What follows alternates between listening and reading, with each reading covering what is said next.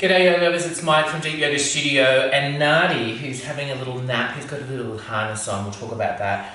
But I want to do a video because everyone wants to know how I came about getting Nadi and what I've learned about French Bulldogs and how appreciative I am of the decisions that I made before getting Nadi and how they've sort of worked out. So hopefully you'll find this really, really helpful. So the first decision that I'm super happy and appreciative of is the decision to only go to a registered French Bulldog breeder.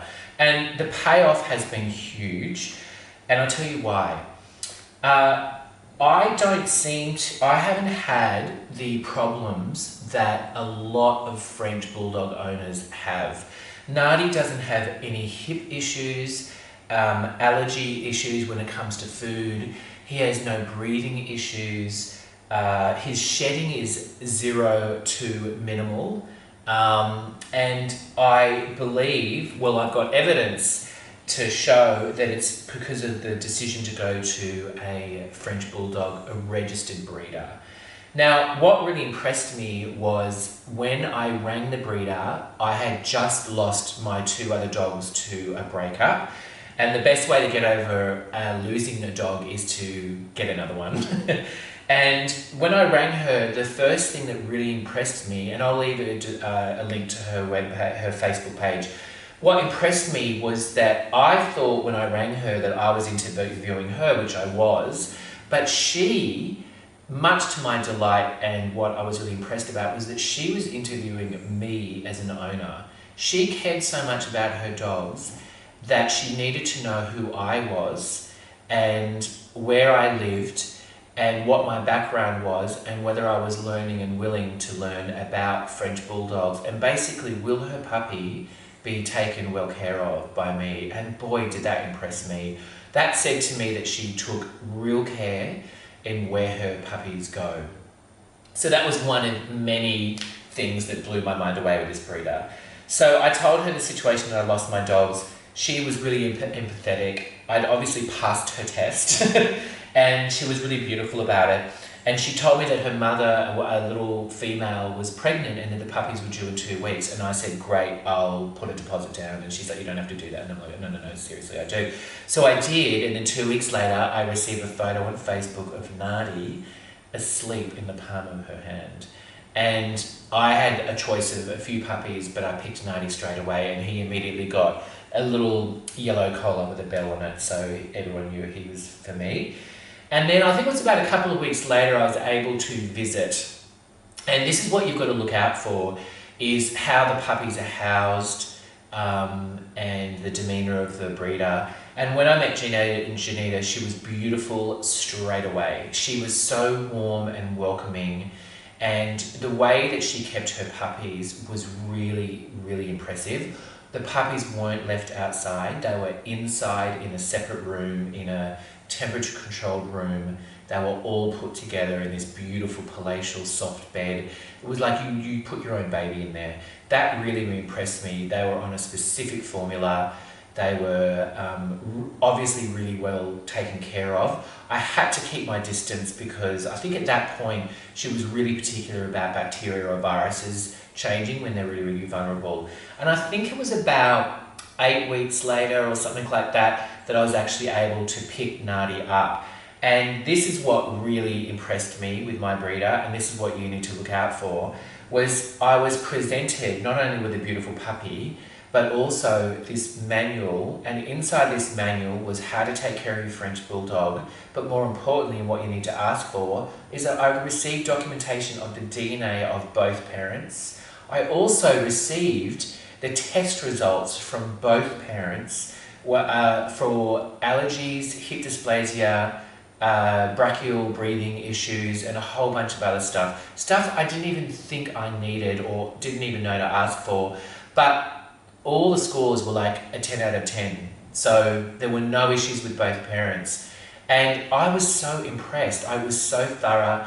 And that's what you need to ask for from the breeder. You need to get the DNA from both parents and the test results for all issues to do with French Bulldogs from both parents. You need to get that. That's really important. And so that was really, really impressive. And of course, the first night, the puppies have a lot of rapid breathing when they're separated from their mother. And I panicked and I messaged her and she said it was all completely normal and fine. Another thing that I prepared for, because I remember I had 2 months to prepare for Nardi, was that I spent a bit of money, a bit of coin, but there was a few really good investments. One was the breeder that I chose. Two was that I bought 2 of these crates, because what I learned online mostly is that puppies, especially French bulldogs, all dogs really, are den animals. They're used to going somewhere to sleep that's really nooky. So I bought 2 of these crates, one for the car. It's got a waterproof mattress and a bath mat, which are fantastic. And also, the great thing about these is they zip open. So I keep this in the back of my car. Nardi only travels in this crate. He's not a free-range dog. And there's a little hole here where you can zip a seatbelt if you want to zip him through the harness. I tend to not do that, but basically Nardi knows that when you're in the crate, it's time to rest and sleep. When he was a puppy, I took this out of the car and created a puppy apartment in my living room, which comprised of one of these, a wee pad or a fake grass mat. You can get those through Kmart, Target or whatever, that has a little tray underneath and a little bowl for food and water. And then I gated it off with another fantastic investment, which was a baby gate. You can buy those anywhere. They break up into components, which I've done now, and I cornered a corner of the room so it had like a little puppy apartment. He was contained. And I really wanted to make sure that Nardi knew that he was safe, but also if I was in the kitchen, he wouldn't be free ranging around where they can get hurt. So you need to train them to be okay in confined corners of the house. And then as they get older, that space becomes bigger and bigger and bigger. So always in the crate in the car. He's never free range in the car. I also have one of these at my studio here, so that when we have a client or a yoga class, he's got one of these waiting for him and he just goes in there and sleeps and he really, really loves it. But you want to get it in the beginning. Don't let your dog free range and sleep on your bed when they're puppies. You really want them to learn to be in the crate for a little bit, and they love it because it's nooky and whatever. Another great thing that the greatest was actually the breeder, was that I haven't had the issues that most other people have. The breathing issues, the shedding is minimal. I haven't had any of that at all. So that's actually been really fantastic. Another great investment was this Easy Dog, and everyone comments on this and I don't know why. It's a Easy Dog leash and it actually clips to your waist. So you're pretty hands-free. And this end goes onto the harness. I don't like collars, walking a dog with a collar. A harness is safer and way better, you've got more control. These are both by Easy Dog, and these, my old dogs had these and I had to sew this a little smaller, but this actually clips on. Now, if I'm on the street, you don't want a long leash, so I actually use a shorter version and then attach the extension when we're on the beach or whatever. Never take your dog off leash, especially when they're puppies, because they go crazy. Nardi, French Bulldogs are super, super, super stubborn. Everyone warned me about it, but I tell you, he hasn't been trained yet, but they are so stubborn. So it's going to be interesting to see how he goes training-wise, but yeah, watch this space. It's more important than ever to have them on a harness, because when they want to run or go somewhere, they really, really go for it. And if they don't want to budge, they'll lock in. That's just part of their breed. So another little great investment was these Kongs. I bought 4 of these, and you can put dog treats in them, one for the car, one for home, one for work. You can put frozen yogurt in there as well. That's kind of cool. Another thing that I bought was a baby teething rusk. That is probably the best investment I've ever made.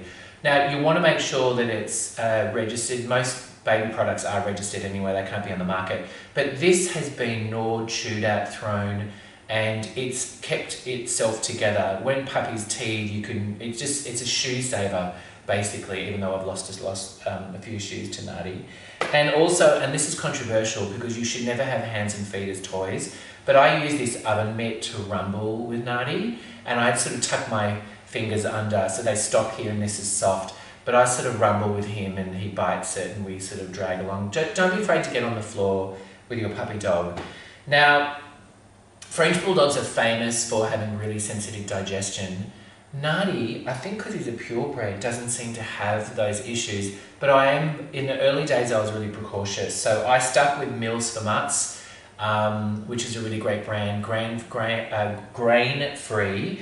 Also, my breeder suggested a lactose-free milk every now and then with the food, but he's addicted to lactose-free plain yogurt, not flavoured.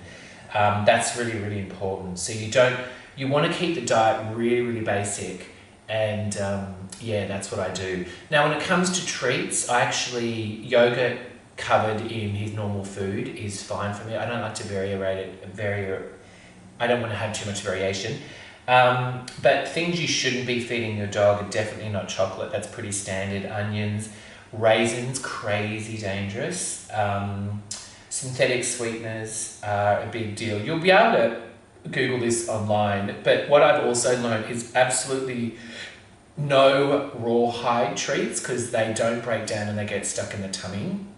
Also, dehydrated bones, which is different from cooked, but they're really dry and brittle and they can splinter and get caught in their bellies. So yeah, I just find that a lactose-free yogurt is really cool and a grain-free dog food is really nice, and I vary it with fresh dog food as well.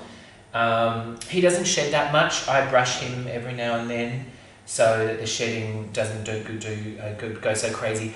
I actually don't walk him in the middle of summer when the roads are hot. I sort of walk him more in the mornings and the afternoons, but he doesn't seem to have these breathing difficulties. I also bought 2 little seedling bars. They're the trays that your seedling pods stick inside. I don't know if you know them, but they are fantastic, make great little pools. I know some people buy the kiddie pools, but for little puppies it's hard to get into, and what's worse is they're hard to get out of. So these little seedling pod trays are kind of cool, and he's got 2 of those. He's very, very spoiled.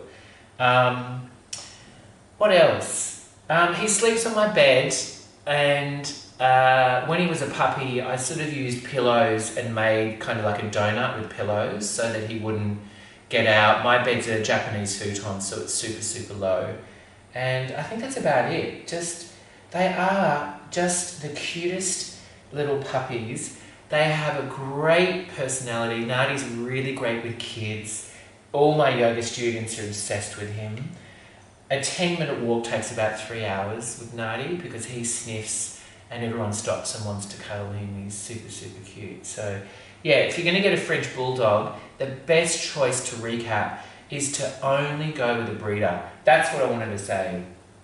I've actually met a few French Bulldogs that the owners pay maybe $1,000 or $2,000 for, and all of them are having problems. And they look really screwed up as well. I mean, puppies are puppies, they're always cute, but they look really weird. So I don't have any of those problems that a lot of other people have. So yeah, that's the #1 choice. 90% of French Bulldog ownership is your breeder, and then everything else is easy. I will say also that you don't want to leave your French Bulldog to free range in the backyard or the front yard, and especially at night time. You always want to have your French Bulldog in an enclosed space with like a baby thing or a room with a crate, but you don't want them to be able to go through a doggy door at night and wee. And I tell you why, I learned the hard way. Nardi came in one night, it was about dusk, and I was watching the TV, and normally he potters around, and he came in, one of his eyes was swelling. Within about 10 minutes, his other eye started to swell, and within about 20 minutes, his lips started to swell. And it was obvious that he'd been bitten by something. And then I rang the vet who got me to go to the pharmacy and the drugstore, and then I got some Phenergan, which is the safest for French Bulldogs, and it all went down. Also, you'd think I would have learned, but you do make mistakes, that's going to happen. But Nardi also one night came in and was foaming at the mouth, and he'd licked a cane toad, which could have killed him. Now, I did something really stupid, and I got a garden hose and shoved it in his mouth, the poor guy. He's not afraid of hoses, by the way, he loves them, but you don't want your dog out there at night where it can get bit or scratched or an accident can happen. So what I do is I leave one of those fake grass mats with a tray in the bedroom and around the house, and he just pees on that and we empty it in the morning. That's really, really important. You don't want to free range your dog. You don't want to ever take the French Bulldog off leash because that can end in tears. I don't really clean out his ears much. He's just so cute. So just get one, guys. But do your research, pay more, and then you'll end up paying less in the long run. Alright guys, thank you Nardi, you're a very good boy. I love you, and I'll talk to you guys soon.